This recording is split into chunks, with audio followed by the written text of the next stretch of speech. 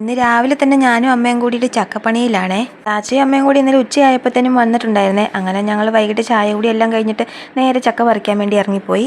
ചക്ക അങ്ങ് മണ്ടയിലായിരുന്നു കിടന്നത്. അത് പറിക്കാൻ വേണ്ടി നല്ല പണിപ്പെട്ടു കേട്ടോ. 3 തോട്ടിയൊക്കെ വെച്ച് ഏച്ച് കെട്ടിയിട്ടാണ് ഞങ്ങൾ ചക്ക പറിച്ചത്.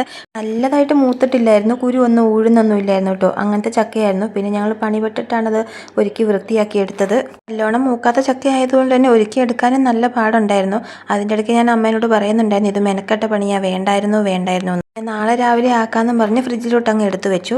ഇന്ന് രാവിലെ തന്നെ എഴുന്നേറ്റപ്പോൾ ചക്ക എടുത്ത് പുറത്തോട്ടങ്ങ് തണുപ്പ് മാറാൻ വേണ്ടി വെച്ചു. എന്നിട്ട് അരിയങ്ങ് അടുപ്പത്തേക്ക് ഇട്ടു. പിന്നെ അമ്മ അങ്ങ് ചക്ക അരിയാൻ വേണ്ടി തുടങ്ങി. ഞാൻ കപ്പളങ്ങ കറി വെക്കാൻ വേണ്ടി മുറിച്ച് നോക്കുമ്പോൾ കപ്പളങ്ങ നല്ലോണം ചെനച്ചിട്ടുണ്ടായിരുന്നേ. പിന്നെ വേറെ കപ്പളങ്ങ ഇല്ലായിരുന്നത് കൊണ്ട് ഞാൻ ആ കപ്പളങ്ങയുടെ ഉള്ളിലുള്ള ചെനച്ച ഭാഗമൊക്കെ കട്ട് ചെയ്ത് കളഞ്ഞിട്ട് ബാക്കി എടുത്ത് അങ്ങോട്ട് അരിഞ്ഞ് തോരൻ വെക്കാൻ വേണ്ടി വെച്ചു. അരപ്പും കൂടെ ചേർത്തിട്ട് അതങ്ങ് വേവിച്ച് മാറ്റി വെച്ചു. ബീഫ് നേരത്തെ തന്നെ വേവിച്ചിട്ട് വെച്ചിട്ടുണ്ടായിരുന്നേ. പിന്നെ ഞാൻ കടുകൊക്കെ പൊട്ടിച്ച് ചട്ടിയിലേക്ക് മാറ്റി അതും കൂടി അങ്ങ് മാറ്റി വെച്ചു. എന്നിട്ട് ചിക്കൻ കറി വെക്കാൻ വേണ്ടിയിട്ടുള്ള തക്കാളിയും ഉള്ളിയും ഒക്കെ അരിഞ്ഞെടുത്തിട്ടുണ്ട്. എന്നിട്ട് ചിക്കനും കൂടി അങ്ങ് ആക്കി. അപ്പോൾ റിച്ചു നേരത്തെ തന്നെ പറഞ്ഞിട്ടുണ്ടായിരുന്നു ചിക്കൻ കറി വെക്കണമെന്ന് ചക്കേൻ്റെ കൂടെ. അങ്ങനെ ചിക്കനും കൂടി അങ്ങ് ഉണ്ടാക്കിയതാണ് കേട്ടോ. പിന്നെ ചക്ക കുക്കറിലാണ് കേട്ടോ വേവിക്കുന്നത്. അപ്പോൾ ആദ്യമേ തന്നെ കുറച്ച് ചക്ക ഇട്ട് കൊടുത്തു, പിന്നെ അരപ്പിട്ടു, പിന്നെ അതിൻ്റെ മേലോട്ട് ബാക്കി ചക്കയും കൂടി ഇട്ട് കൊടുത്തു. കറിവേപ്പിലയും ആവശ്യത്തിന് ഉപ്പും കൂടെ ചേർത്ത് കൊടുത്ത് ഒറ്റ വിസിലടിപ്പിച്ചെടുക്കുകയാണ് ചെയ്തത്.